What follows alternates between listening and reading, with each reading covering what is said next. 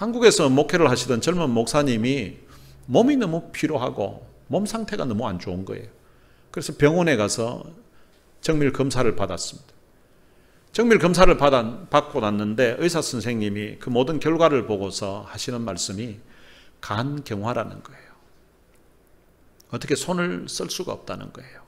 간이 굳어져서 더 이상 일을 하면 안 되고 더 이상 스트레스를 받으면 안 된다는 거예요. 그래서 하시던 일을 중단하고 이제는 집에서 쉬라는 거예요. 스트레스 받지 말고 그냥 잘 먹고 쉬라고 했습니다. 이 목사님이 의사 선생님의 말을 듣고 몸 상태가 이렇기 때문에 더 이상 목회를 할 수도 없는 그런 상황이라서 목회를 그만두었습니다.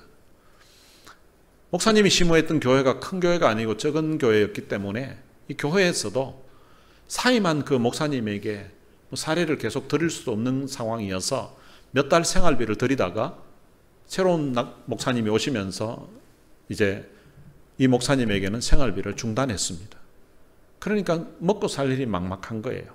그런 가운데 사모님이 이제 일을 해야만 했습니다. 사모님이 일을 했는데 한국에서 화장품 외파는 그 화장품 세일즈 하는 일을 했습니다.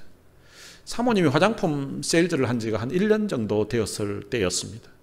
목사님이 보니까 사모의 모습이 조금씩 변화되어 가고 있었습니다.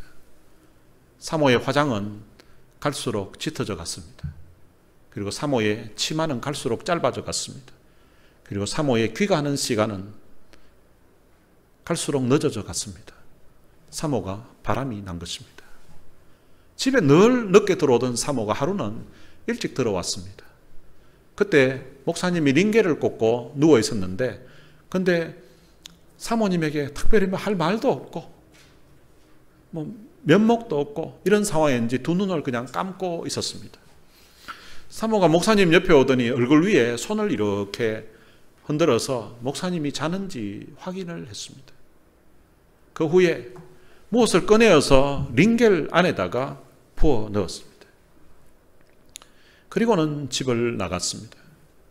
목사님이 좀 이상한 기분이 들어서 꽂고 있던 그 링겔을 뽑았습니다. 그리고 간호사를 불렀습니다. 링겔에 무엇을 넣었는데 그것이 무엇인지 좀 확인을 해달라고 의뢰를 했습니다. 확인한 결과 그 안에 사모가 넣은 것이 농약이었다는 것입니다. 목사님이 경찰에 신고를 했습니다. 보니까 사모가 바람이 나서 그 목사님을 이제 남편을 죽이려고 했던 것입니다. 그래서 살인 미수 혐의로 사모님이 감옥에 가게 되었습니다. 이 사건이 한국에서 신문에 기사로 나왔습니다. 이 기사를 보았던 한 목사님이 친구 목사들과 이제 같이 모임이 있었는데 그때 그 신문 기사를 보여주었습니다. 같이 모였던 그 목사들이 이구동성으로 세상에 어떻게 목사 사모가 이렇게까지 할 수 있냐고 그렇게 말을 했습니다. 그날 모였던 친구 목사님들이 같이 몇 가지 다짐을 했다고 합니다. 첫 번째로 다짐한 것은 우리는 알아 눕더라도 링겔은 맞지 말자. 두 번째로는 약을 사러 갈 때는 사모를 보내지 말고 우리가 직접 가자. 세 번째로는 사모의 화장이 짙어지고 치마가 짧아져 가고 귀가 시간이 늦어져 가면 그때는 우리가 먼저 짐을 싸들고 나오자. 동아일보 기자가 감옥에 있는 사모를 찾아가서 만났습니다. 그리고 그 사모에게 이렇게 물었다고 합니다. 세상에 어떻게 이럴 수가 있습니까? 당신의 남편이 알아 누운 지가 10년이 된 것도 아니고 겨우 1년 되었는데 나는 예수를 안 믿지만 안 믿는 나도 그런 짓은 하지 않습니다. 그때 사모가 흐느끼며 눈물을 흘리면서 그 기자에게 이렇게 말하더랍니다. 나도 내 속에 이렇게 무서운 것이 있는 줄 몰랐습니다. 나를 좀 죽여주십시오. 애원하면서 그렇게 말하더라는 것입니다. 바울은 빌립보서를 이제 마무리하는 시점에서 빌립보 교회 성도들에게 오늘 본문에서 두 가지를 권면하고 있습니다.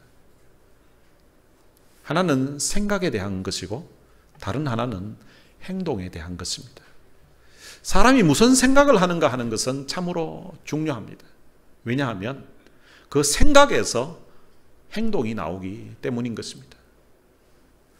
사람의 마음에는 마귀가 생각을 넣어줄 수도 있고 사람의 마음에는 주님이 생각을 넣어줄 수도 있습니다. 요한복음 13장 2절에 보면 마귀가 벌써 시몬의 아들 가룟 유다의 마음에 예수를 팔려는 생각을 넣었더라라고 기록되어 있습니다. 원래부터 유다가 예수 팔려고 마음먹었던 게 아니에요. 마귀가 유다의 마음에 예수를 팔려는 생각을 넣었더라는 거죠. 근데 그때가 예수님이 제자들의 발을 씻기기 직전 상황인데요. 그 생각이 들어간 것을 주님이 아시면서 그 가룟 유다의 발도 씻어주시고 그리고 그에게 떡을 주시고 잔을 주시기도 했었습니다. 그때라도 가룟 유다가 나는 이런 생각을 하고 있는데 주님이 내 발을 씻기시다니요. 주님, 제가 잘못했습니다. 라고 뉘우쳤더라면, 회개했더라면 그의 인생이 바뀌었을 수도 있습니다. 떡을 나누어 주실 때, 잔을 나누어 주실 때 이것이 너희를 위한 내 몸이라고, 이것이 너희를 위해서 흘리는 내 언약의 피라고 할 때에 날 위해서 주님이 죽으시고 보혈의 피를 흘려주시는구나. 그런데도 나는 이런 더러운 생각을 하고 있다니 하면서 주님 앞에 주님, 저 이런 더러운 생각을 하고 있었던 놈입니다. 라고 회개하고 자기 속에 마귀가 넣어준 그 생각을 물리쳤더라면 아마 그의 인생이 바뀌었을 수도 있습니다. 그런데 가룟 유다는 마귀가 넣어준 그 생각을 품고 물리치지 않고 그대로 가지고 있다가 그 생각대로 행동을 했던 것입니다. 그 결과 그는 망하게 되었던 것입니다. 마귀가 우리 마음에 생각을 넣어준 것을 내가 품고 있을 수도 있고 내가 그것을 버릴 수도 있는 것입니다. 사람은 생각을 계속해서 반복하게 되면 행동을 하게 됩니다. 사람이 생각을 어떻게 하는가에 따라서 그 사람의 운명이 바뀔 수 있다는 것입니다.